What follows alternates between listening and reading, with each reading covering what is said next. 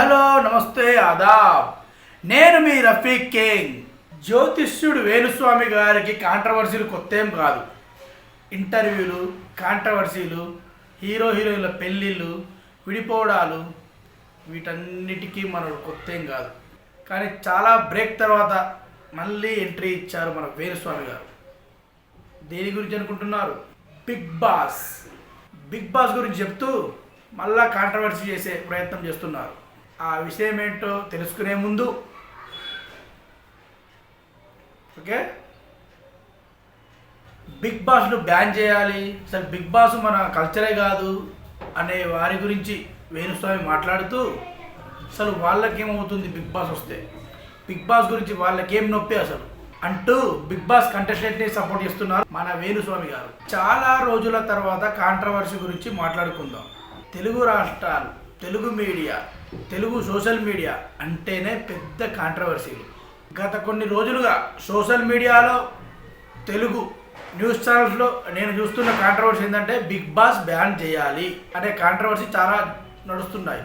అది నేను చూసి షాక్ అయ్యా ఒక్కసారిగా. అక్కడ కూడా కంప్లైంట్ కూడా ఇచ్చారట పోలీస్ స్టేషన్కి వెళ్ళి. మరి అది వాళ్ళ పర్సనల్ థింగ్ అనుకోండి, మనకు అవసరం లేదు. ఇక అసలు విషయానికి వస్తే అలేఖ్య చిట్టి పికల్స్ ఈ పేరు రెండు రాష్ట్రాల ప్రజలకు ఎవరికైనా తెలుసా? ఇంతకుముందు ఎవరికీ తెలియదు. ఎలా తెలిసింది? వాళ్ళు వ్యక్తిగతంగా కస్టమర్ అండ్ ఓనర్ మాట్లాడే సంభాషణ వాట్సాప్ నుండి బయటకు వచ్చిన తర్వాత ఆ రికార్డింగ్ సోషల్ మీడియాలో చక్కర్లు కొడుతూ ఒకరి ద్వారా ఒకరికి తెలిసింది. ఎలా తెలిసింది? దానికి కారణం సోషల్ మీడియా. ఇక దువ్వాడ మాధురి గారు, వారిద్దరికి కుటుంబ మనస్పర్ధలు వచ్చి, వేరు కుటుంబాల మధ్య గొడవలు వచ్చి విడిపోయి వీళ్ళిద్దరు అనుష్ఠానే కలిసి ఉండడం వల్ల ఒక సంసారం ఏర్పడింది. వాటిని తీసుకొచ్చి రంకు బొంకు అని లేనిపోని ఏర్పరిచి సోషల్ మీడియాలో ప్రచారం చేశారు. ఇది ఎవరు చేశారు? సోషల్ మీడియా ద్వారా సదరు వ్యక్తులు. సదరు వ్యక్తులు రీతూ చౌదరి, మన రీతూ చౌదరి దగ్గర 100 కోట్లు 1000 కోట్లు ఉన్నాయంటూ పబ్లిసిటీ చేసి ఆమె మీద కూడా బురద చల్లే ప్రయత్నం చేశారు. ఇది ఎవరు చేశారు? సోషల్ మీడియా ద్వారా సదరు వ్యక్తులు. అంటే ఇప్పుడు వీళ్ళకి ఎక్కడ కాలాలో అక్కడ కాలుతుందన్నమాట. ఎవరికి? సోషల్ మీడియాకి, కొన్ని స్ట్రీమింగ్ ఛానల్స్కి, వాళ్లకు. ఎందుకు చెప్తా వినండి ఇక. ఎవరి అభిప్రాయం ఇది? వేణుస్వామి గారి అభిప్రాయం నేను చెప్పేది. వీళ్ళకి ఎక్కడ కాలంలో అక్కడ ఎందుకు కాలుతుందంటే, మేము వీళ్ళ జీవితాల్ని నాశనం చేయదలుచుకున్నాము, నాశనం చేయాలని ఎన్నో ప్రచారాలు చేశాము సోషల్ మీడియాలో, ఆ మీడియాలో. కానీ ఇలాంటి వాళ్ళు బిగ్ బాస్కి వెళ్ళి సెలబ్రిటీలే కూర్చున్నారు. ఎలా ఉంటుంది?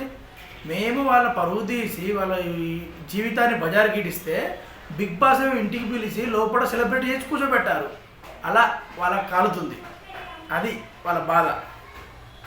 అందుకే పోలీస్ స్టేషన్లని ఇది మన సాంప్రదాయం కాదని పోలీస్ స్టేషన్కి వెళ్ళి కేసు పెట్టడం ఇదంతా అదే కారణం. సోషల్ మీడియా తలుచుకుంటే ఏమైనా చేయగలదు, కాల్చిన బట్ట మీదేయగలదు. అదే చేసింది.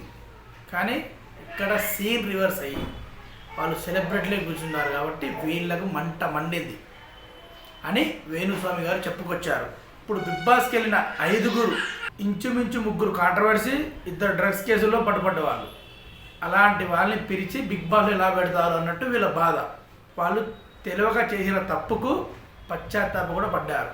కానీ ఒక్కటే గుర్తుపెట్టుకోండి, వీళ్ళు ఇంతగానో టార్గెట్ చేస్తున్నారంటే ఫ్యూచర్లో వాళ్ళ జీవితం చాలా చాలా బాగుండబోతుంది.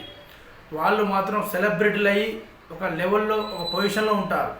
అలాంటి జాతకం వారిది. ఇప్పుడు చెప్తున్నానండి, వాళ్ళ జాతకం చాలా మంచిగా ఉంది. అలాంటి జాతకం వాళ్ళది కాబట్టి బిగ్ బాస్కి వెళ్ళారు. నెక్స్ట్ ఇంకా పెద్ద సెలబ్రిటీలు అయ్యే ఛాన్స్ కూడా ఉంది అని వేణుస్వామి హెచ్చరించారు సోషల్ మీడియాని. ట్రోలింగ్కు ఎవరెవరు గురవుతున్నారో మీరు కూడా next season Bigg Boss season 2022 వెళ్ళే అవకాశం ఉంది. అందుకే ఇలాంటి ట్రోలింగ్కి, ఎవరి కామెంట్స్కి అస్సలు భయపడకండి అంటూ వేణుస్వామి చెప్పుకొచ్చారు. ఇదండి వేణుస్వామి గారు చెప్పిన విశేషాలు. Okay, signing off. నేను మీ రఫీక్ కింగ్. బాయ్.